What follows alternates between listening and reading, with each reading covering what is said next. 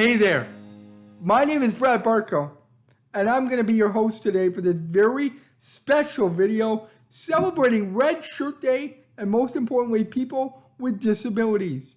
Today you're going to see some absolutely incredible and amazing individuals with various disabilities, from CP or cerebral palsy to riboflavin transporter deficiency or RTD, and even some wheelchair sports.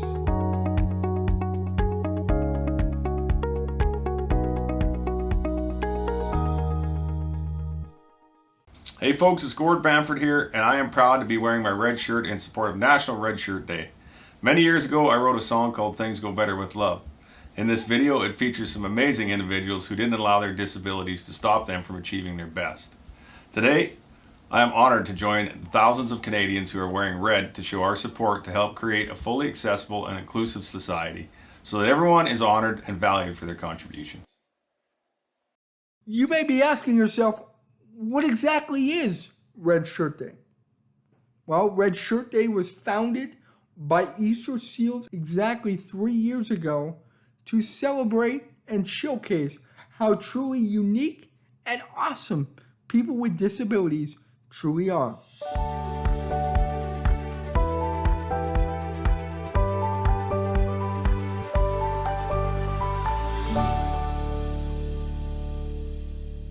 You're probably wondering, who am I? Well, my name is Brad Barco. I'm 28 years old. I'm born and raised in Edmonton, Alberta. I was born with a disability called CP or cerebral palsy. I was given 24 hours to live. I've had 20 plus surgeries, but through it all, I managed to do some pretty amazing things. I was the ambassador for Easter Seals in 2012. I am a public speaker. I'm a massive sports fan, and I'm currently running my own business.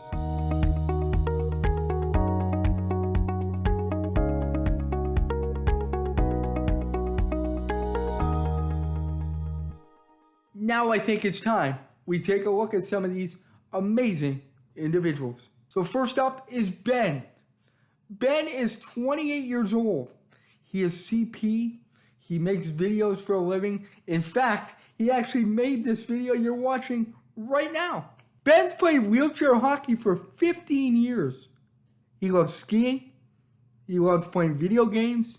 He's a public speaker. Here's Ben's story. Hi, my name is Ben Thorne. I work in video production and I have a disability called spastic quadriplegic cerebral palsy. So my disability has a bit of a big, complicated name, but essentially what it means is every day when I'm just hanging out, I feel like I've just hit the gym because my arms and my legs are always engaged.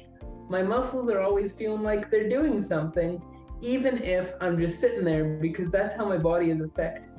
My muscles end up being a little bit twitchy, and sometimes I can't control it. Usually it's not noticeable, but that's the impact the disability has on most people that have spastic cerebral palsy.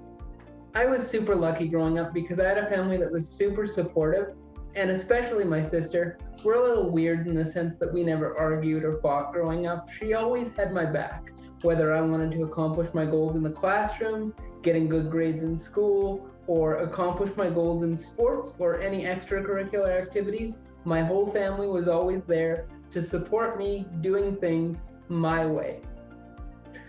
When I was a kid, my family pushed me to be involved in sports at an early age. When I was super young, that was baseball. We went to Challenger Park every week to get together with some friends that I had and play in a recreational type league, I would call it.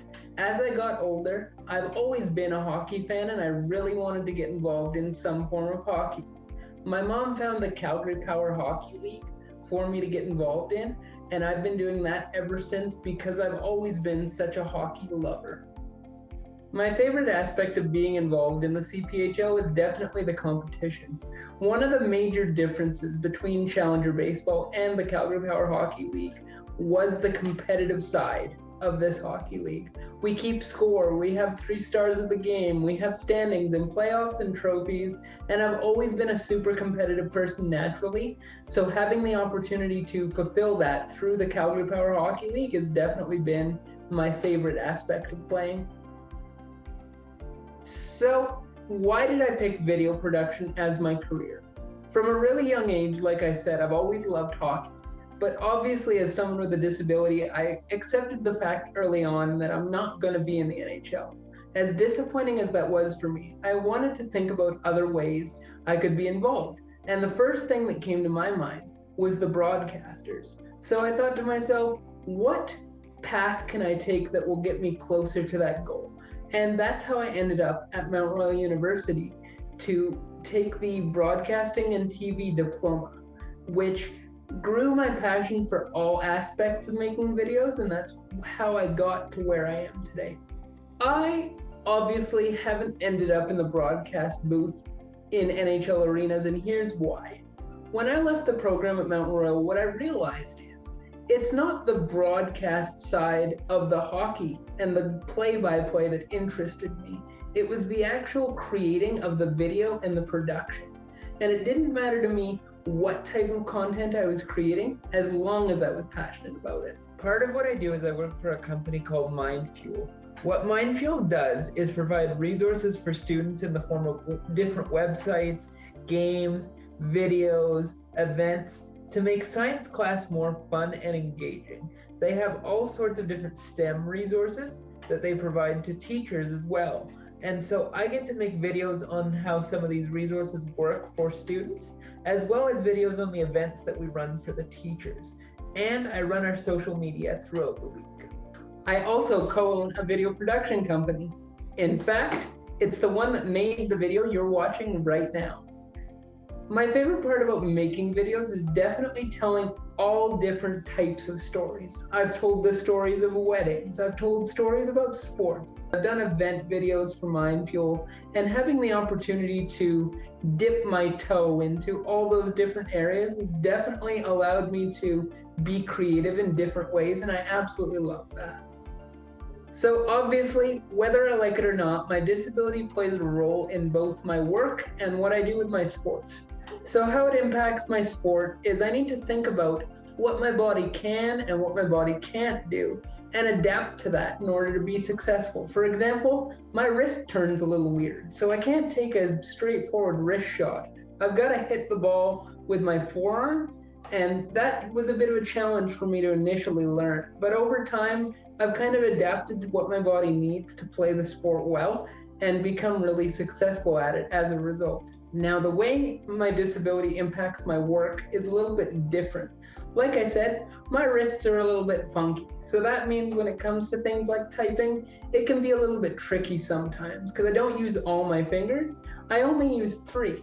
So typically I'll use both pointer fingers and my thumb for the space bar. And over time, you kind of get used to it. And I've definitely gotten faster with work over time.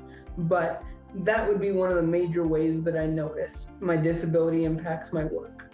One message that I'd like everyone to take away from a video like this is I think it's really important to remember that even though you and I are doing things a little bit differently between the two of us, or everyone in the room is doing things a little bit differently, that doesn't necessarily mean it's wrong or it's weird. People just need to do what works for them, whether they've got a disability or not. So not judging people for those choices or how they choose to do things is going to make everyone happier at the end of the day because everyone's going to feel accepted, and I think that's really important. I think Red Shirt Day is important because it gives people with a whole bunch of different kinds of disabilities an opportunity to showcase how awesome and unique they can be despite some of the challenges that they're dealing with. So even if they're going to be doing things a little bit differently or even a way you haven't seen before, that doesn't necessarily mean that it's wrong. And I think it's important to remember that different isn't a bad thing, and different can be what makes people awesome.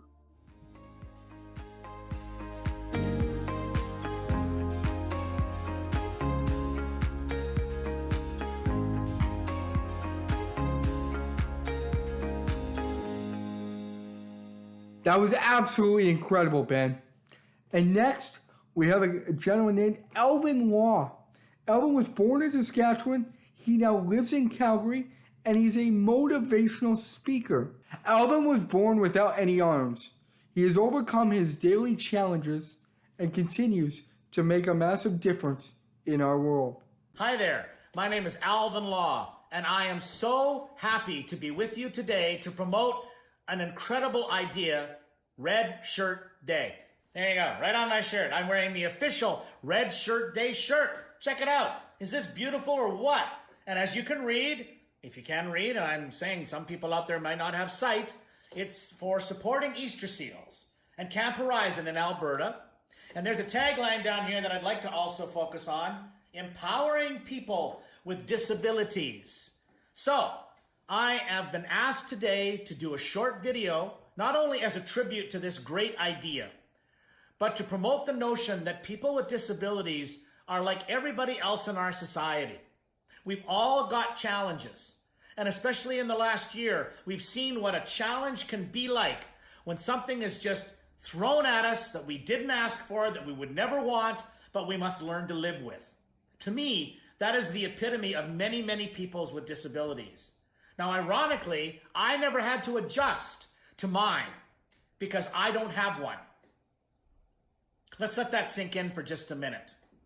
Now, you can imagine how many times I've heard this question. What happened to you? It's a great question. And the reality is, sure, there was an event, like there are in so many people with disabilities' lives, that create a situation where we are faced with everyday obstacles. Mine was a morning sickness medication given to pregnant women in the early 1960s called thalidomide. It was the literal physical element of the medication that didn't allow my arms to grow. In one of those twists of life, though, not only was I born without arms, but 5 days into my life, I became homeless. True story. Did my family live on the streets? No. This was in rural Saskatchewan. Were they deceased? Was I an orphan? No. But in 1960, we had a very, very different approach and attitude towards people with physical disabilities or mental challenges or intellectual challenges than we do in 2021. The funny thing about my story is when people hear that I was given up at 5 days of age, the bulk of humanity goes, that's so sad. I would argue it was the best thing that could have happened to me. Because you see, I was able to get a family. Started out as a foster home. The foster home became my permanent home. And my parents became my only known parents of my life. And even more importantly, my mom was 55 years old and my dad was 53 when they brought me home as a newborn. Let me grab my book here. You see, I'm a professional speaker by trade. I'm also a best-selling author, and I want to just have some fun with you today, if you don't mind. Here's a picture of me when I first came to live with Hilda and Jack Law. Actually, I'm probably a few months old here, but look at that. I would never expect someone to look at me and go, dude, you've got no arms. That's awesome. No, people don't do that. And I understand why. But what if you're the one that's living with that condition or that situation or that circumstance? See, there's no real word for it. Let me explain why that matters in terms of an attitude that we need to express, not only during the celebration of Red Shirt Day, but the idea of what a person with a disability can really become, even though it may not match our society's standards of achievement and success. You know, if you can imagine when I started out that life, my mom, in particular, Hilda Law, was the first person to truly empower me. Let me move my chair just a little bit here so I can give you an example. When I was a little baby, I couldn't hold my own bottle. So my mom would try experiments. One day she put me in my crib and laid my bottle on its side like this and sat me on my side, and I kind of tried to drink out of it. And that didn't really work because all I did was roll over. Because, you know, having no arms, I'm really good at rolling over. But the good news, Mom was not a giver-upper. So she just kept putting that bottle back on the pillow, and I rolled over, and the bottle back on the pillow, and I rolled over, and the bottle back on the pillow, and I rolled over. And then on a fun day, Friday morning, about a week later, Mom comes into my room, and I'm sitting up in the corner. I got the bottle between my feet, sucking away, having a great time. So you can imagine, even my mom got curious. She took me out of my crib, she put me on the floor, she stuck a bunch of toys in front of me and waited to see what I would do. She said, I grabbed the toy with my toes and I started to play. Is this the toy? No, it's actually a hairbrush. I don't really need one anymore. But it's an example of how I've had to adapt from the beginning of my life to doing some of the most basic, mundane things, like brush my hair or my teeth, or wash my face, or shave, or shower, or whatever I'm doing. How do I dry off, people ask. I roll around on the ground in a towel like a dog. That's how I dry off. Let's be blunt. Dignity is one of the things that is stolen from so many people with disability. Camp Horizon is the kind of place that can restore not only dignity, but some fun. Look, I want to take you to another picture here. These are really interesting to me. I hope you don't mind me showing you them, but you know, they're sort of old, they're a bit personalized. But the reality is, this was also me at around 3 years old. They tried to fix me as if I was broken. They gave me artificial arms. Thank you very much for the gesture. But I didn't need them because I never had them. When we put people into a place like Camp Horizon, we not only empower them, but we make them understand that life can be a whole ton of fun. Let me go to one more picture here that I want to show you because this is one of my favorite images. You see, I grew up in Saskatchewan, so there's a camp there too. It's called Camp Easter Seal. It's at Watrous. Here's me around 1976 or 75, I can't even remember now, shooting a bow and arrow at Camp Easter Seal. Somebody once said, was that safe? I never really thought about it. But can you imagine how I go from being this armless child who looked like he needed fixing to celebrating things like archery or horseback riding or whatever activities I did at Camp Easter Seal? Look, let me show you something a little more physical, if you don't mind. I realized that that was going to be a trick in my life to be able to do things other kids did, like sports. So I never really got into sports. But the fact is, I loved music. So here's an example. This is the first song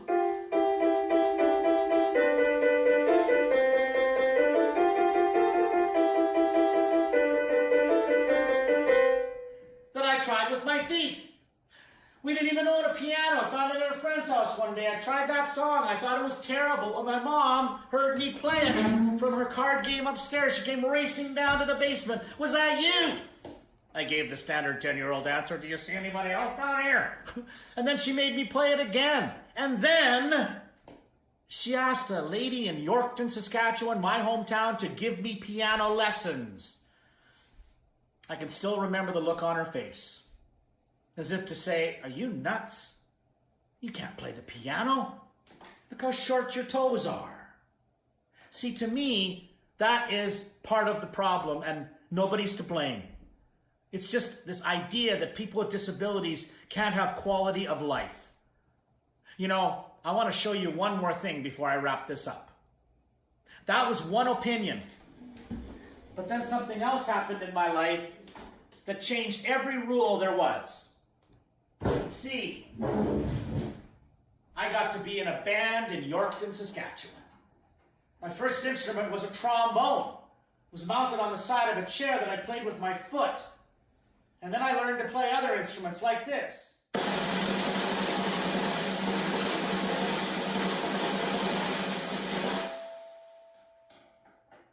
What was that all about? Trying to impress you? Absolutely. But not because of my ego.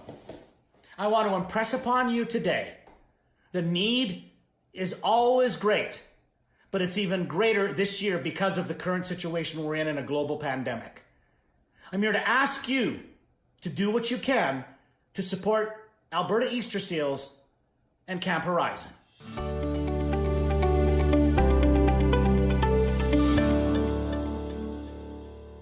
Next, let's talk about sports.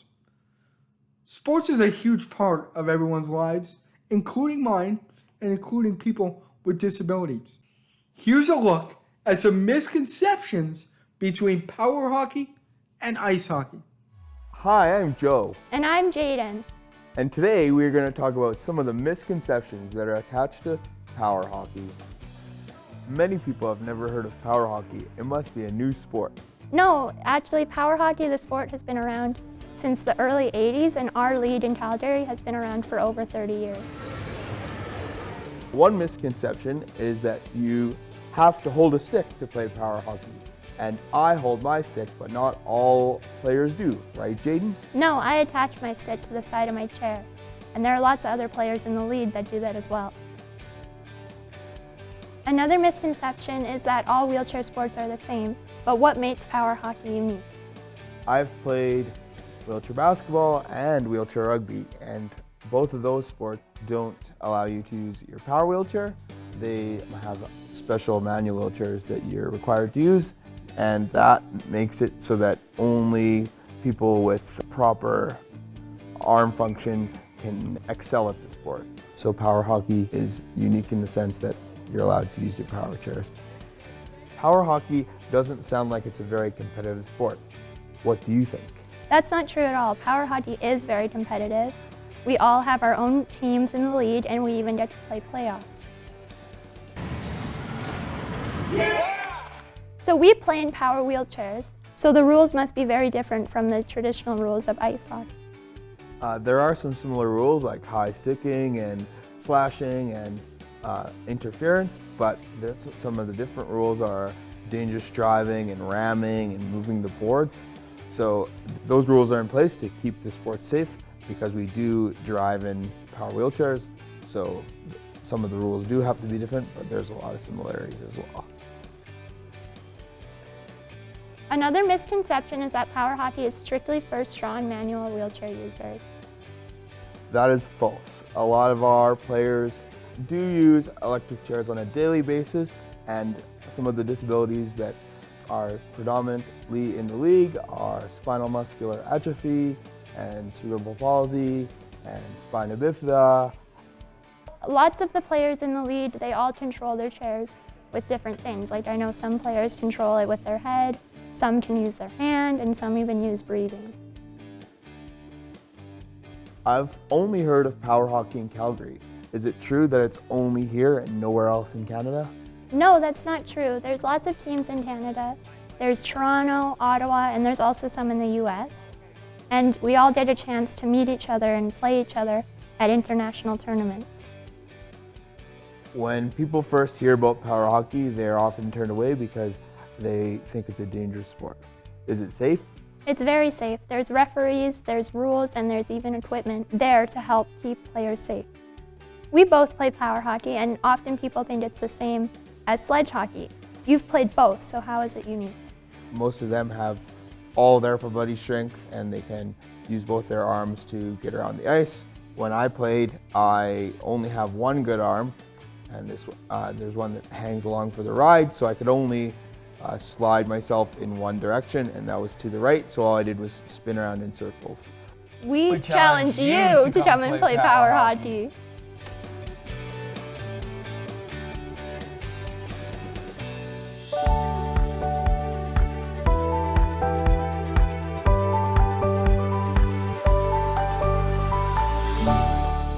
Let's introduce Paula.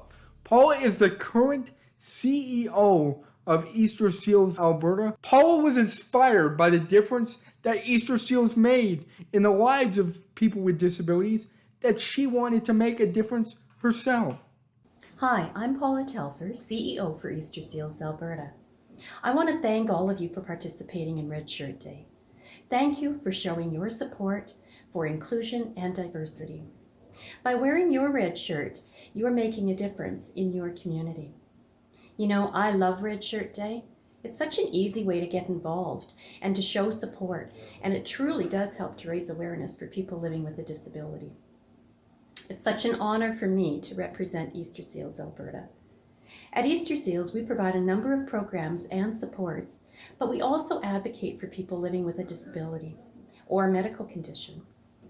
We provide critical supports, and these supports help to build community, enrich lives, and inspire potential for those that we serve. I hope that one day everyone will know what Red Shirt Day is and will proudly wear their own red shirts. I hope you will stand up for inclusion and accessibility for people living with disabilities. Let's make a difference together and celebrate Red Shirt Day.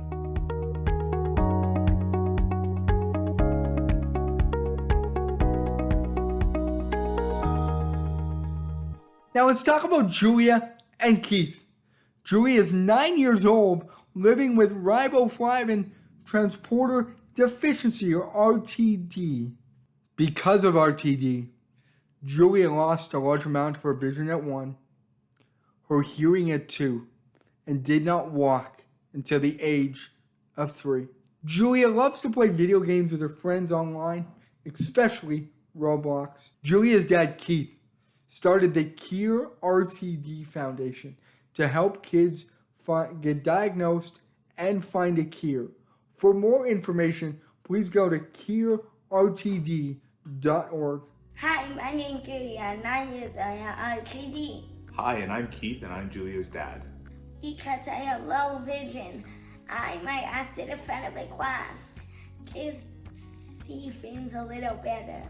As a result of RTD, Julia has low vision and some balance and hearing issues. Our instincts as parents were to never leave her side to ensure she never got hurt, especially when she was younger. However, what we learned was it was much more important to give her the proper tools to be independent and for us to step away. Of course, this meant a lot of extra bumps and bruises at the play yard, but we're very happy of how she's learned her independence because of it. When Julia was diagnosed, I had never heard of riboflavin transporter deficiency. When we got her diagnosis, Julia was only 2 years old. At that time, there had been only 2 other children in the entire world diagnosed with RTD type 2, so it was extremely rare. Shortly after Julia was diagnosed, I opened up the Cure RTD Foundation in order to do research towards a cure and also raise awareness so other children could get diagnosed with RTD. Since starting the foundation, over 300 people have been diagnosed with RTD, including 15 in Canada. Julia lost her hearing when she was only 2 years old. Although Julia has had many procedures in her first 9 years of life, probably the most life-changing one was her receiving a cochlear implant when she was 3 years old. With the cochlear implant, Julia can now hear again. Some of my favorite things to do and playing robots with my friends, going to school, going to the park and doing I'm being teacher and she's great free. People assume of me because I cochlear implant, they need to yell and I hear, which they don't have to. All we need to be clear and slow and I can hear them better. I am so proud to see how Julia has embraced her uniqueness and how she's become such a strong advocate for herself. I also love how she's become so independent and how she thrives in our community. I want people to know, but even though we are different, that we can still be able to do things that other kids can. We might need to be a tiny bit different. Like, if I want to read something small, maybe I can use a magnifier, but I can read. I think Red Shirt Day is important because it celebrates how we be able to do things even though we have challenges.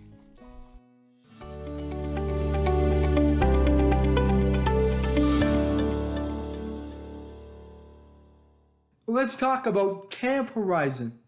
Camp Horizon is a fully accessible summer camp for people with all kinds of disabilities where they can go and truly just be kids. A typical season at Camp Horizon typically includes spring, fall, and Christmas, and 10 to 12 weeks of summer camp. A typical week at Camp Horizon includes arts and crafts, zip lining, water fights on those hot summer nights, and so much more that challenges the campers' minds and bodies.